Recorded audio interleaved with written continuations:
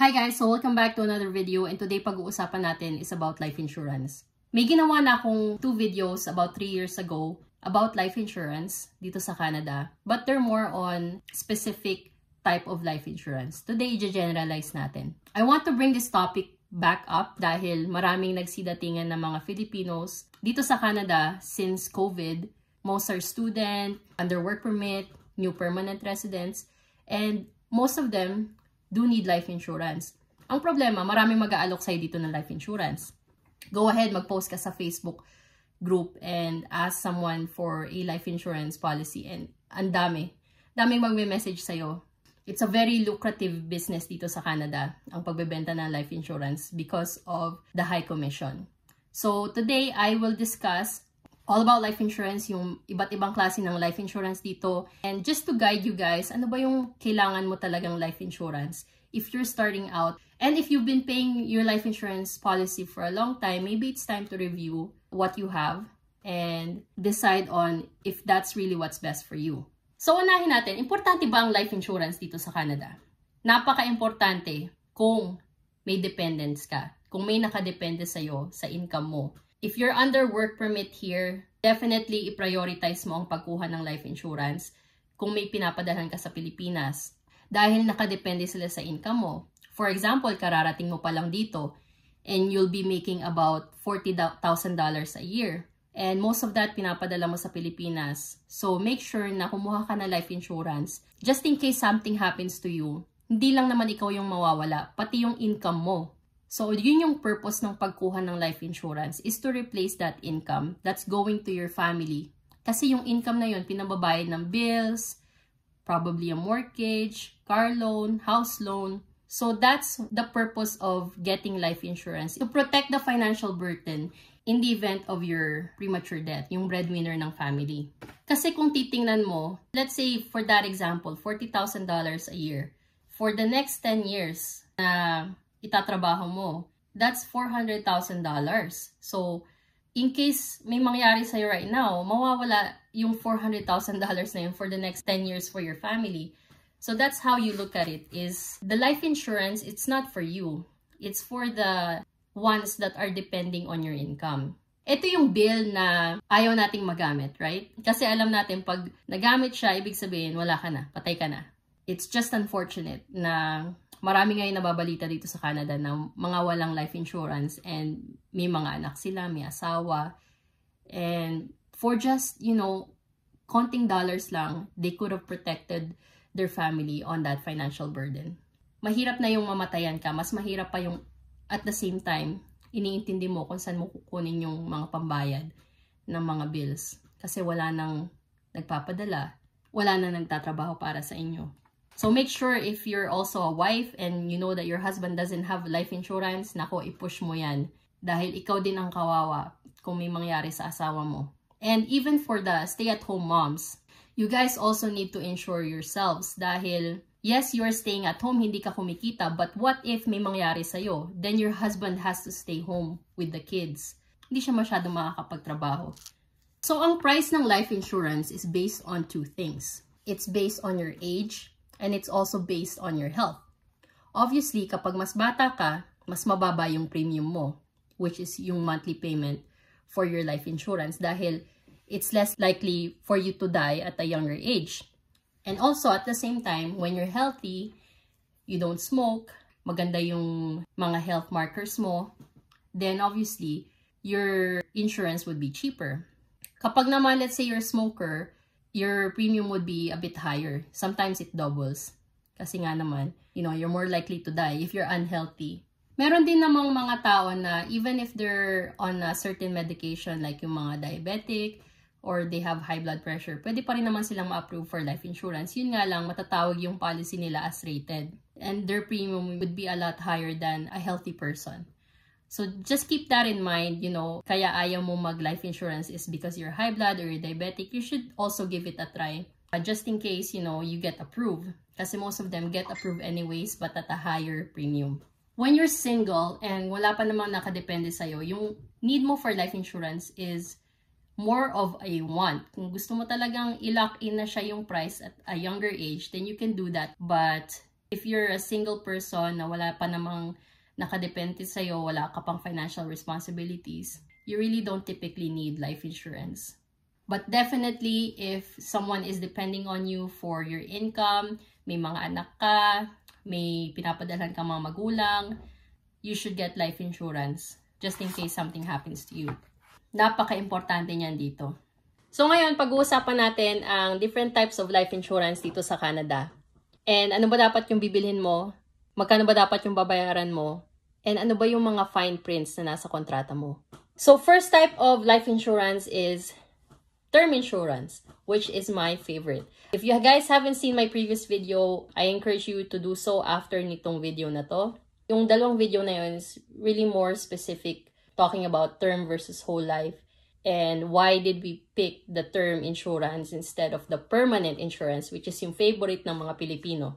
Pero alam mo na, Canadian tayo, so dun tayo sa term. Joke lang. So term insurance is the easiest type of insurance to understand. Dahil it's just like your car insurance, it's just for protection only.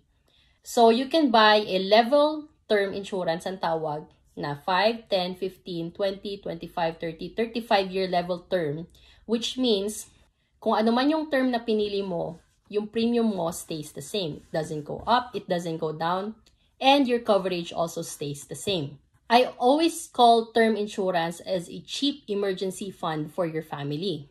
Kasi very cheap niya, very affordable for a high amount of coverage. Let me give you guys an example. So for a 30-year-old na male, na lalaki, if kukuha siya ngayon ng term na 35-year, which means for the next 35 years, naka-lock in na yung price niya, for a $500,000 na coverage, ang premium niya is only $50 per month. Lock-in na yan ng 35 years. That's a very, very long time. So, calculate natin, guys. At 35 years for $50 a month.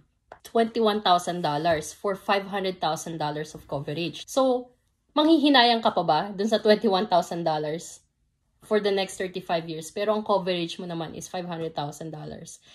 Let me repeat that. Kasi maraming mga Pilipino are still locked in their mind to get a permanent type of insurance if they can just buy a term insurance na mahaba yung length of coverage and then they're only gonna pay very little compared to how much they are covered for. So, $21,000 ang babayaran niya for the next 35 years for $500,000 of coverage.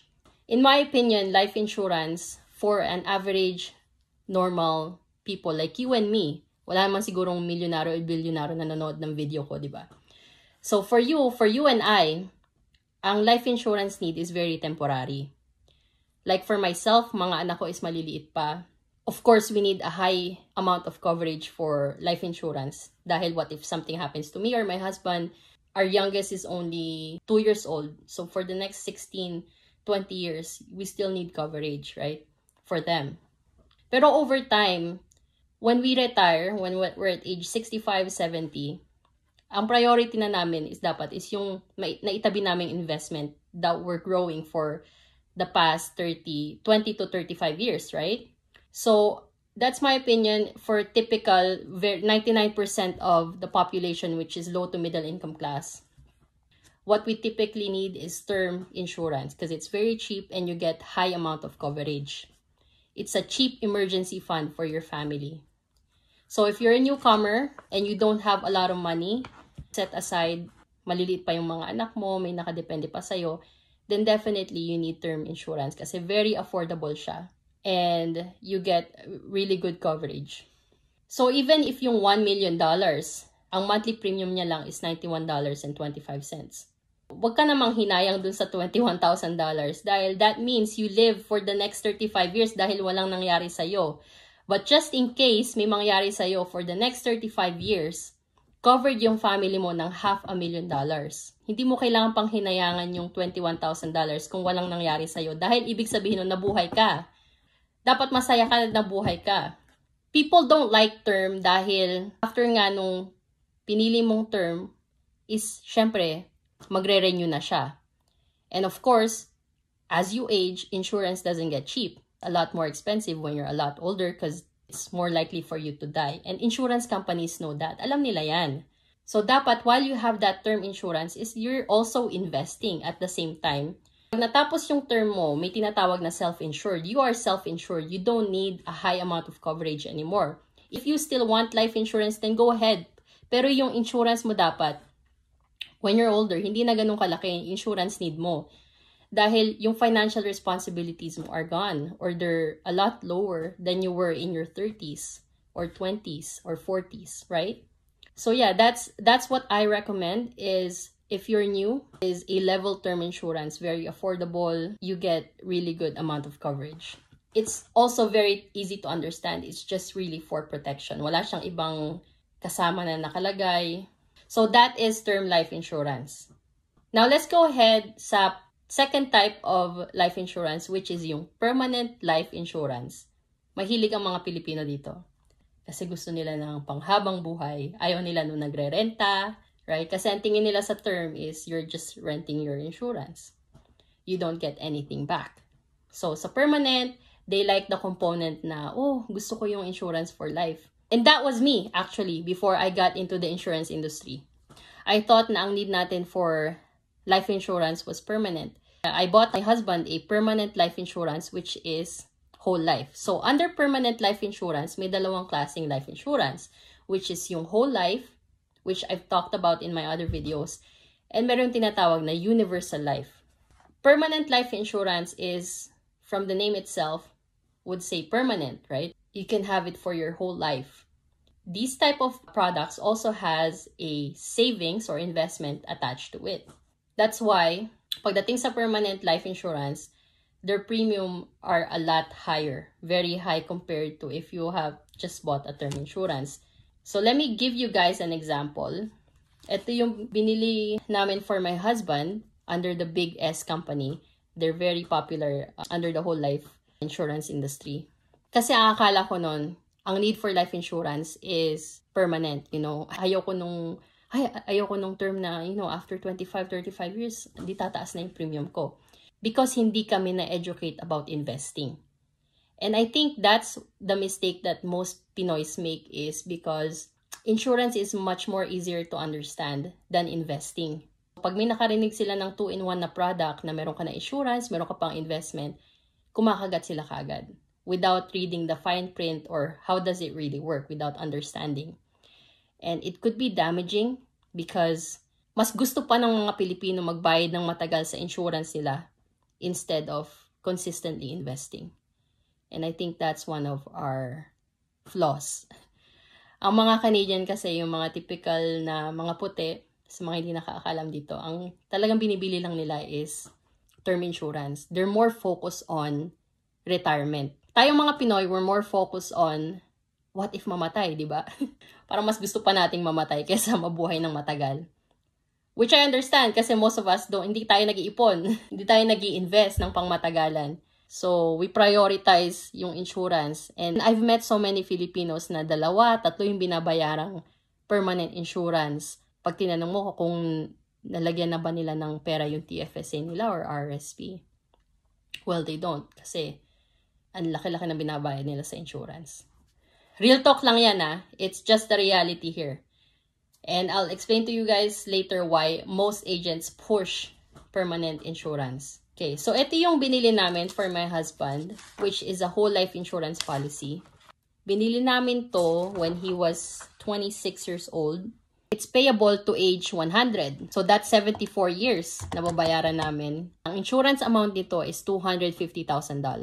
Monthly premium, $121.69.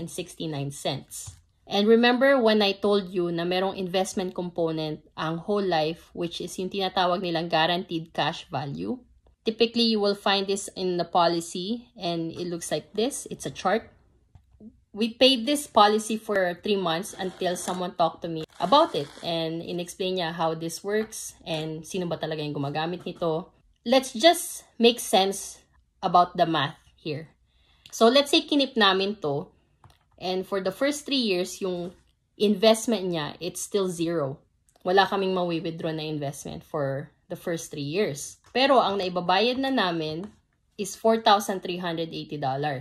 As opposed, kung kumuha na lang kami ng term na it would probably be around $30 back then when he was 26. And then ininvest na lang namin yung natira, or we invested more and then we just got term, which is what we did eventually. And then we got a term for him na $500,000. Double ng coverage nito. So let's say nabuhay yung husband ko for until age 100. It's $108,000 na babayaran namin until age 100.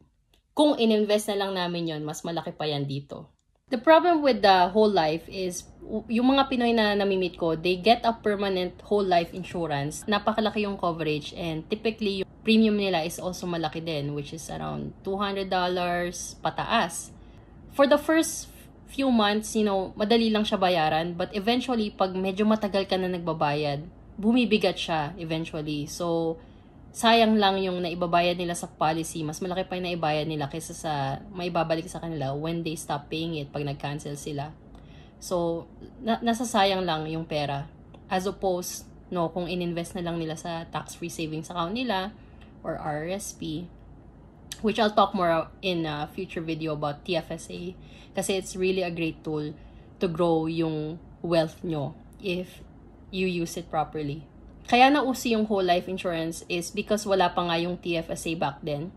And people were looking for ways na ma-tax shelter yung mga investment nila and to give something for their children, right? Kasi merong cash value portion yung whole life. But right now, meron na tayong mga option like yung tax-free savings account na you grow your money tax-free, you withdraw it tax-free. So typically, yung need for whole life is not much anymore. And when I took the life insurance course is you really typically just recommend yung mga permanent type insurance of products to high net worth individuals, which is not the low to middle income class, which is dun pinupush ng a lot of Filipino agents push permanent type insurance products to, average low middle income class people. Sayang yung nababayad nilang premium dun sa mga products na yon. Kasi hindi nila naiintindihan how it works. And also, if you want to withdraw yung investment nyo dito sa whole life, you'd have to loan it. So, you loan your own money, which I've talked about before. Gusto mo ba yun? Na ilo-loan mo yung sarili mong pera? As opposed kung nilagay mo na lang siya tax-free savings account, pwede mo siyang withdrawin anytime. And yung loan interest, right? Any loan charges interest. Ang loan interest, ang nagsiset nun is yung insurance company. So, they can charge you however much interest they want because they own your contract. When it comes to commission, permanent life insurance pays the highest commission, especially universal life. In all of life insurance, term pays the cheapest to the agent kasi nga malit lang naman yung premium, right? Hindi naman talaga kumikita yung insurance company doon unless you sell a lot. But typically, you would have to sell a lot more term insurance to get the same amount of commission kung isa yung ibebenta mong permanent insurance. Yun yung minsan motivation ng mga agents to sell permanent insurance to people kahit hindi naman talaga nila kailangan. And what they need more is a term insurance na mas mataas yung coverage. So, let's go to the other type of permanent insurance product, which is yung universal life, which is yung nauuso ngayon na binibenta. Most of them call this insured retirement plan, insured retirement strategy, infinite banking, so on and so forth. Marami na siyang name. Just a lot of names for agents to use para makabenta sila ng mas marami. Pero really, pag tinignan mo yung policy, ang nakalagay doon is universal life. Ang main difference between whole life and universal life is pagdating sa whole life, nakaset na yung premium mo. Sa universal life, it could be flexible. So let's say tatanungin ka na agent po, ano pang budget mo dyan for your life insurance? Kasi yung insurance naman na binibenta namin is meron ng investment. So magkano ba yung budget mo dyan for your life insurance and investment? And then you would say, may budget ako na $200. Meron na akong insurance, meron pa akong investment. So, typically, ang nagde-decide nung premium niyan is kung magkano yung budget mo. Yun yung tatanungin nila. Magkano ba yung budget mo? And some of them would say $500. And I've met people who pay $500 for their universal life insurance. Tuwan-tuwa yung agent noon kasi napakalaki ng commission. Real talk lang tayo. Alam kong maraming tataas ang kilay sa akin dito. But, people need to know the truth. Especially kung yung binili nila is hindi nila naiintindihan and they're paying so much into it. na it could actually make a significant impact on their finances in a bad way. The problem with universal life is most of what's being sold, yung binibenta ngayon, is yung tinatawag na annual renewable term. So, let's say si kumari mo binentahan ka ng $200 per month na insurance. Yes, hindi magbabago yon. But eventually, yung insurance company, they would ask for more money. So, yung $200 na yun, let's say nahati siya sa dalawang component, right? Kasi binili mo is insurance at investment. Let's say yung $50 doon is napupunta sa insurance cost. And then yung the rest is $150 napupunta sa investment cost. Eventually, yung insurance portion nun, each year, tumataas yan. Kasi hindi naman tayo pabata ng pabata, right? So, kaya siya tinawag na annual renewable term. Each year, nagre-renew yung term insurance, yung insurance portion doon. Eventually, habang tumatanda ka, and hindi na enough yung binabayad mong $200 a month, doon na sila kukuha ngayon sa investment mo. Essentially, parang pini-prepay mo yung insurance mo. You're paying so much into it. Then eventually, pag yung investment mo hindi rin maganda yung takbo, then it could result in your policy lapsing na you don't even notice. Several articles about this na na-publish na yung mga tao na bumili back in the 80s, 90s. Ngayon, nagsisimula na mag-lapse yung policy nila. And eventually, the insurance company is asking them for more money to pay for their insurance policy, which they thought it's gonna be for lifetime na. Yun din yung nakakatakot sa universal life. At least sa whole life, kita mo na lahat, right? Nakalagay na mismo sa policy how much you're gonna pay, magkano yung cash value. In the universal life, it's much more different. Yes, flexible yung payment mo, but at the same time, you'll never know when your policy lapses, and it has to be reviewed. So when I took the life insurance course, universal life is recommended only to people who have high net worth and na-max out na nila yung RSP nila and TFSA. There was actually an agent told me, bakit hindi naman illegal na ibenta yan sa mga low to middle income class, hindi naman nakalagay lang recommendation. Yes, you are a financial advisor. You're supposed to recommend your clients kung ano ba talaga yung need nila. Just because hindi siya illegal, dapat yun yung gagawin mo, right? You still have to look at yung katayuan nila sa buhay. Are they high net worth? Yung TFSA ba nila na max out na nila? What do they have the need for this, right? Yung universal life. Very specific lang ang paggamit ng whole life and universal life. Okay, you would tell me na, pero gusto ko pa rin yan. Yeah, that's what you want, but can you afford that? Because most people na bumibili ng permanent life insurance, eventually, hindi na nila afford later on or bumibigat na yung pagbabayad nila noon. And eventually, kinakancel din nila. They're better off buying a term and consistently investing. Problema sa ating mga Pilipino, we're not consistent when it comes to investing. Mag-ipon tayo, after 1, 2, 3 years, withdrawin na natin agad. Dapat ang investment pinalalaki yan. Kaya yung buy term invest, the different strategy, it would only work if you also work. So those are the two types of life insurance. So what I would recommend if you are a newcomer and may nakadepende sa'yo, you don't have much income yet, I highly suggest getting term insurance because it's very affordable and malaki yung coverage makukuha mo. If someone sells you a permanent life insurance product, pag-isipan yung maigi. If you haven't max out yung TFSA nyo, kung wala pa kayong TFSA, and then bibili ka na agad ng insurance na may investment, right? Some of them really just sell it for commission. And that's real talk. Let's say yung term mo is only $20 per month. So commission on, i-advance yon for 1 year. So that's $240. Pero someone offers you a universal life. And that could pay them at least $2,000, right? So, if you're an agent, ano ibebenta mo? Siyempre, yung universal life na. Kasi ilang term ang kailangan mo ibenta para lang makuha yung isang commission ng pagbebenta ng universal life.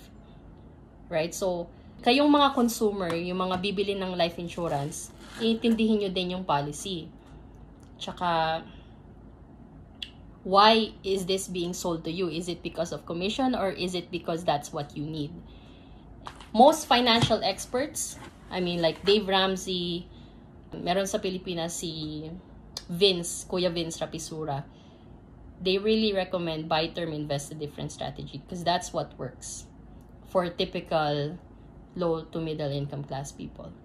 Okay, that being said, let's discuss the common mistakes that Filipinos make when buying life insurance. Number 1, they underinsure. Ano ibig sabihin nun? They don't insure themselves for enough coverage for what their family needs.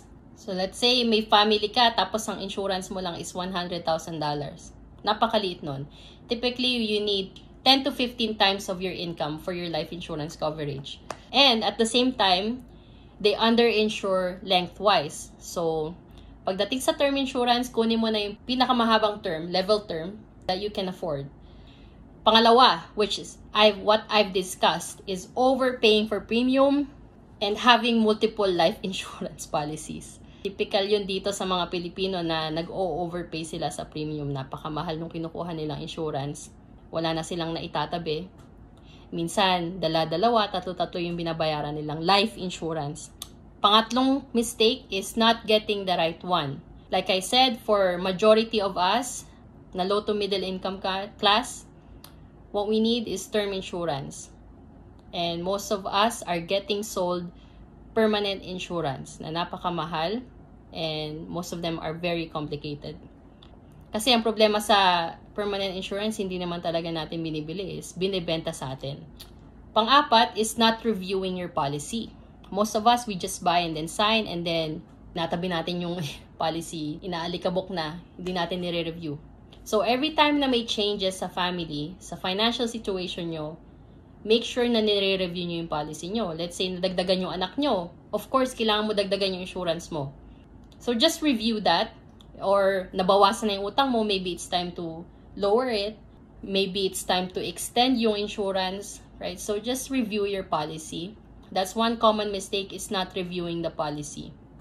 Panglima is relying on your life insurance for your investment savings. Maraming ganito dito na kasi nga binentahan sila ng insurance na may kasamang investment. Tapos may pension pa daw, ha? Yung mga nanonood nito na nakarinig na ganyan, medyo matatawa kayo. But that's the reality, is just to sell the insurance, they market the insurance as a pension plan, which is a no-no. When it comes to life insurance, just rely on it for financial protection and for nothing else. Like I said, I keep repeating it, if you're normal, average working class, insurance is really for protection. And pang-anim, I may have some mixed opinions about this, but buying life insurance for children. For us, nilagay lang namin na child rider yung mga bata. So in case something happens to them, they're covered, $15,000 just in case yung knock on wood, but like for funeral cost, right? Yung mga Pilipino, they like buying their children life insurance. Most of them, when I ask, bakit nyo binili ng insurance yung bata? It's really kasi may kasama siyang investment, right? So they could use the money for that, for if they want to buy a house as a down payment, or just a cash gift, right? Pero may marami ng ways to do that, to gift your children, like yung tax-free savings account mo if you haven't maxed it out, or kung matagal ka na dito. So malaki yung contribution room mo, you can use that. And then eventually, pag malaki na yung mga anak mo, you can give some of that TFSA money for themselves. And then once they turn 18, they deposit yung binigay mo sa kanila into their own tax-free savings account. Yung RESP, like Registered Education Savings Plan, na meron dito sa Canada. I just don't agree on buying life insurance for your children because wala naman silang financial obligation. Like I said in the beginning of my video, na you buy life insurance dahil meron kang mga financial responsibilities. But children don't have financial responsibilities yet. What you can do is what we did. You can just ask your insurance agent to add them as a child rider for a small amount, just in case, diba? So that's all I wanted to talk about. Kung meron kayong ibang mga suggestions about topic, about money, about Canada, comment what you guys think about this video. What type of life insurance did you buy? Kung may mga questions kayo about that. And I'll see you guys in the next video.